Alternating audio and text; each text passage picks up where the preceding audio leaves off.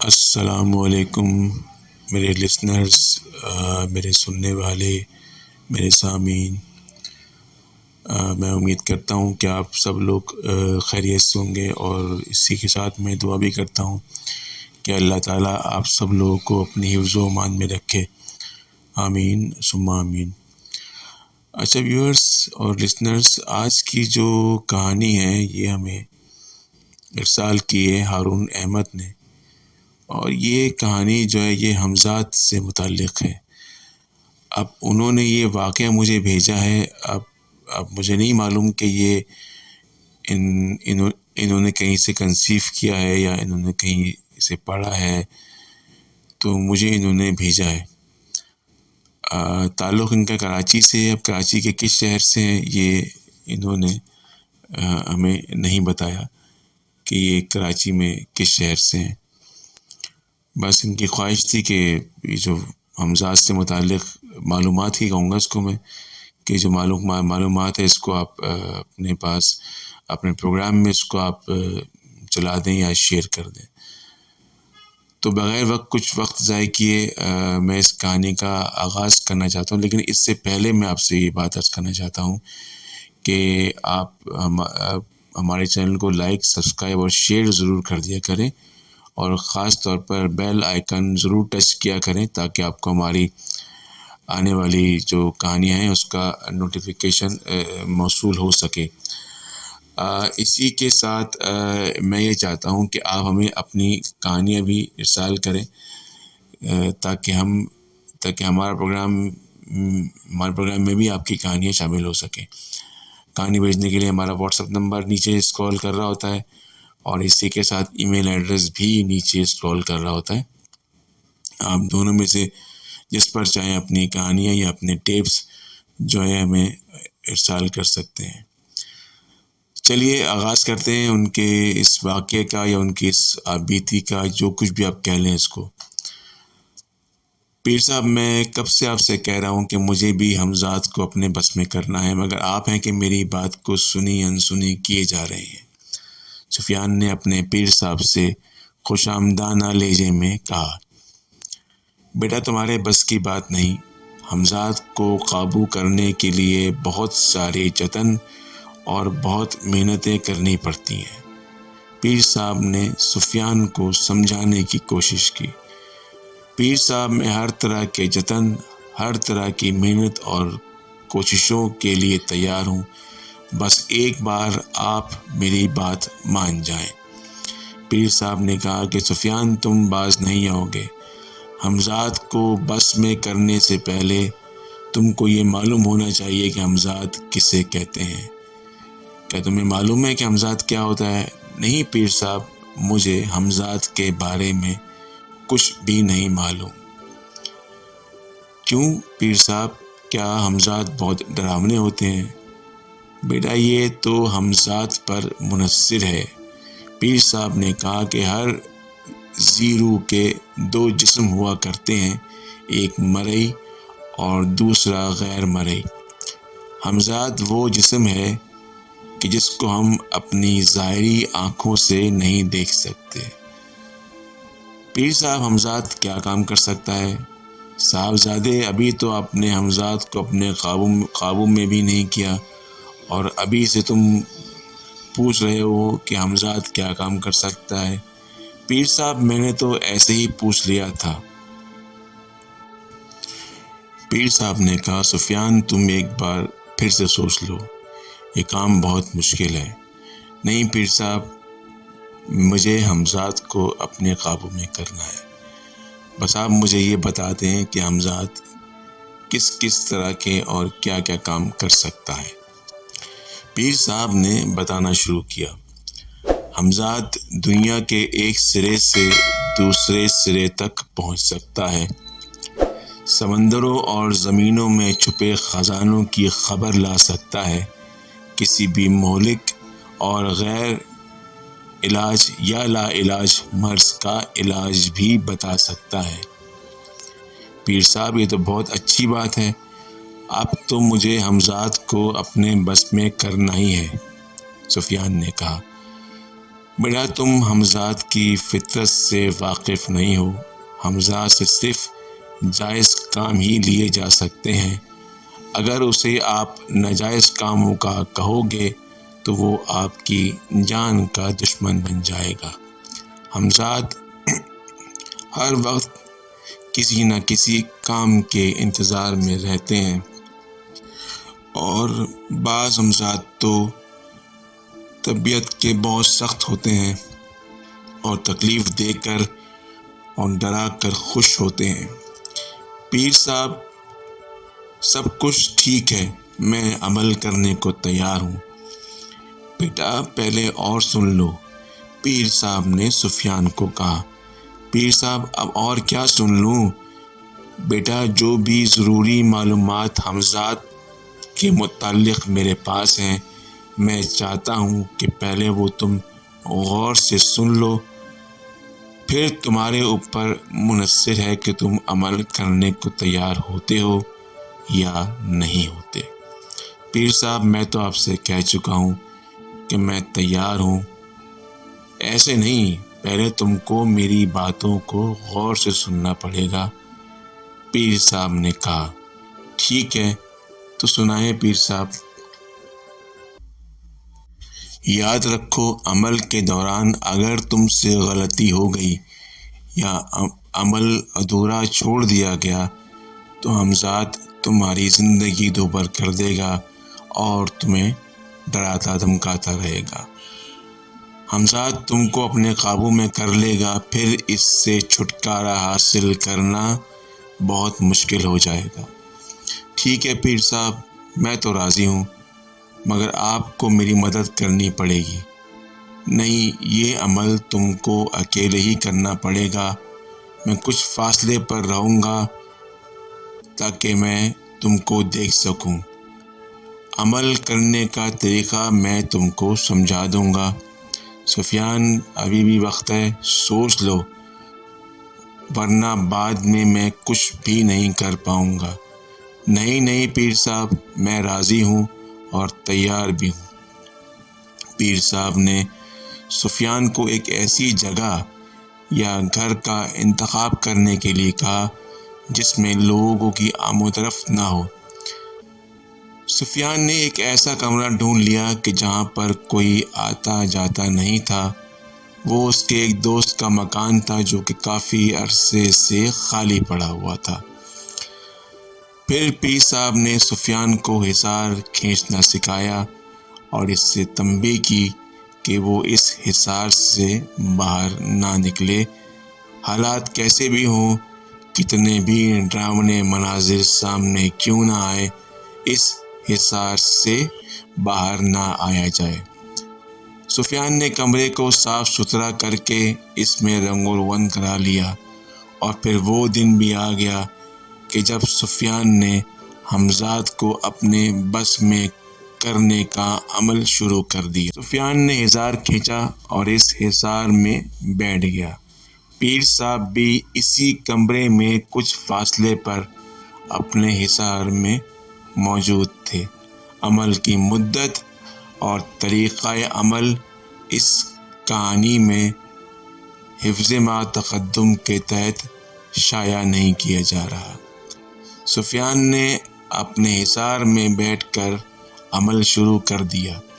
جیسے جیسے عمل کی مدت بڑھتی جا رہی تھی، سفیان کی مشکلات میں اضافہ ہی ہوتا جا رہا تھا۔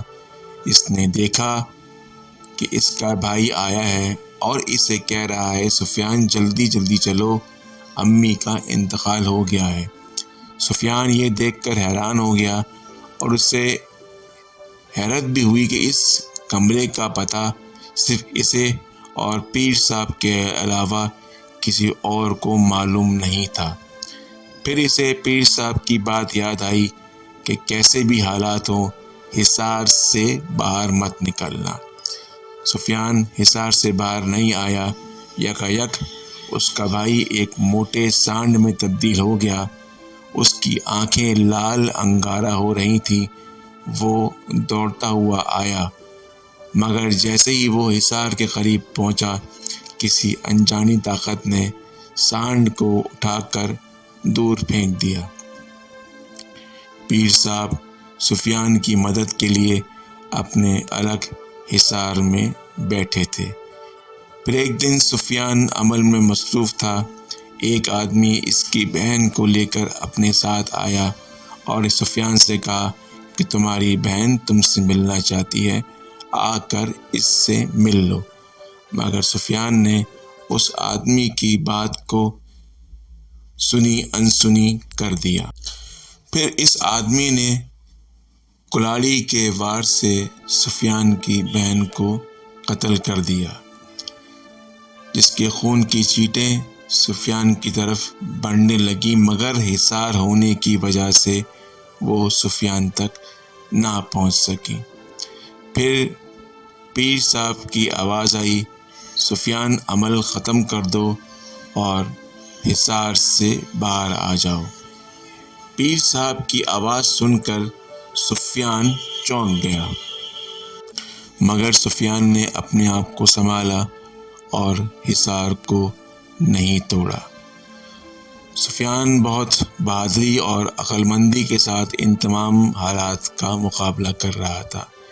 پھر ایک دن اس نے دیکھا کہ ایک آدمی جس کا قد آسمان کے برابر تھا وہ آیا اور اس نے کہا کہ تمہارا عمل پورا ہو چکا ہے، میں ہی تمہارا ہمزاد ہوں اور تم نے مجھے اپنا غلام بنا لیا ہے، حصار توڑو اور باہر آ جاؤ۔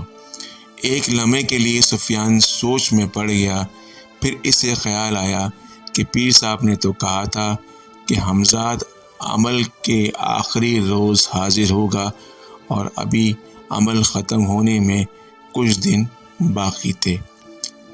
پھر ایک دن ایک دلہن سفیان کو نظر آئی، وہ کہنے لگی مجھے بچا لو، کچھ لوگ میرے پیچھے لگے ہوئے ہیں، وہ مجھے اغوا کر کے لائے ہیں، مگر میں ان کے چنگل سے بھاگ آئی ہوں، مجھے بچا لو۔ وہ جیسے ہی سفیان کی طرف بھاگتی ہوئی آئی تو یکایک اس نے اپنی شکل کو تبدیل کر لیا، اب وہ ایک بھیانک چڑیل کا روپ دھار چکی تھی۔ وہ حصار کے اندر آنا چاہ رہی تھی مگر آ نہ پائی، وہ کافی دیر تک حصار کے باہر کھڑی رہی، پھر غائب ہو گئی۔ سفیان نے اپنی والدہ کو دیکھا، وہ آئیں اور وہ اس سے کہہ رہی ہیں کہ بڑی مشکل سے میں نے تیرا پتہ معلوم کیا ہے، تو نہ جانے کس چکر میں پڑ گیا ہے، چل گھر چل، میں تجھ کو لینے آئی ہوں، معلوم نہیں تو کب سے اس پیری مریدی کے چکر میں پڑ گیا ہے، چل باہر نکل، آ اور میرے ساتھ گھر چل۔ ایک لمحے کے لیے اپنی والدہ کو دیکھ کر سفیان کے قدم ڈگمگائے، مگر وہ اس خیال سے رک گیا کہ اس کی والدہ کبھی گھر سے اکیلے نہیں نکلتی، تو پھر وہ آج گھر سے کیسے اکیلے نکل آئیں۔ اس نے اپنا ارادہ تبدیل کر دیا اور حصار سے باہر نہیں آیا۔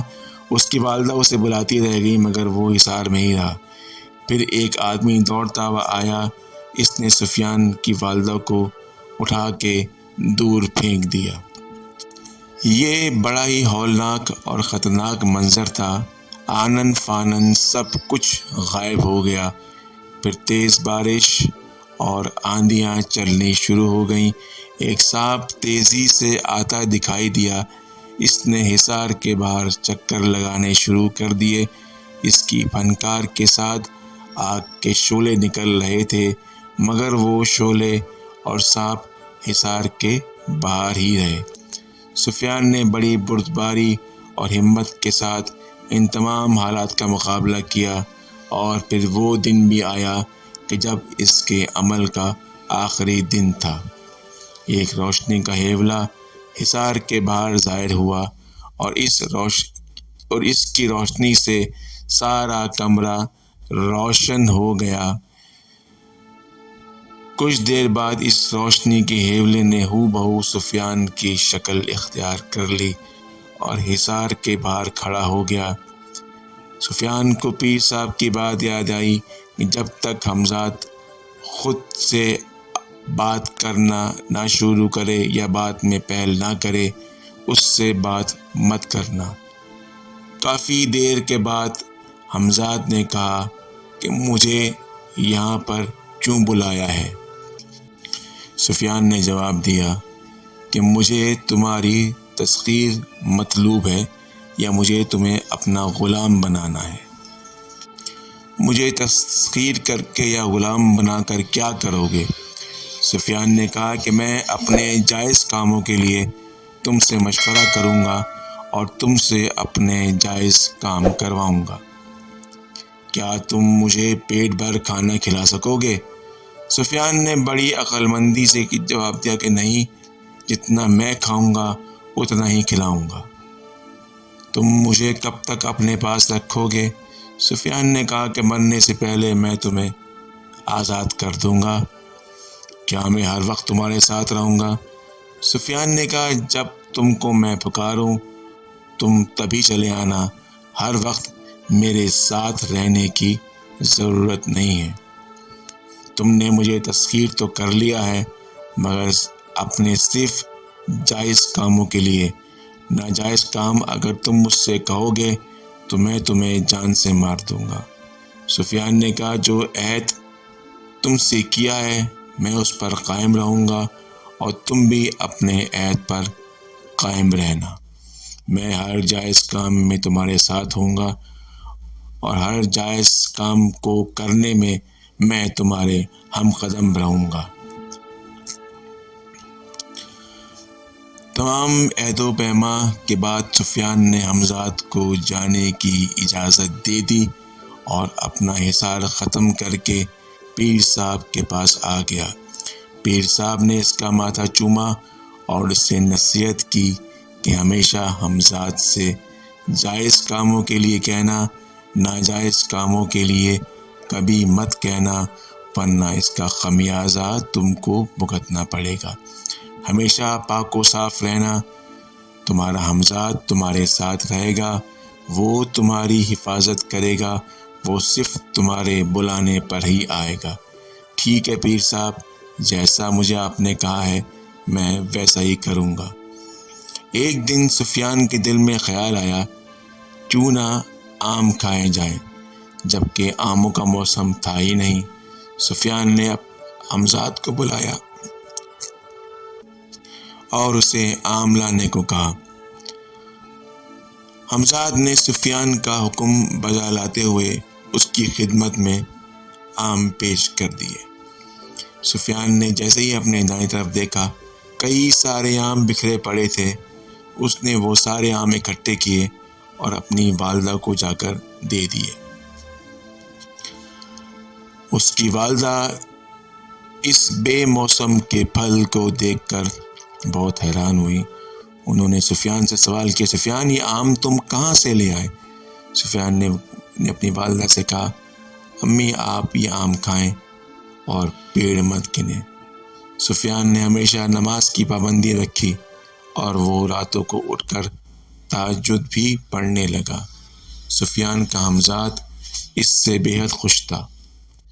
ایک دن حمزاد سفیان کے بنا بلائے اس کی خدمت میں حاضر ہو گیا۔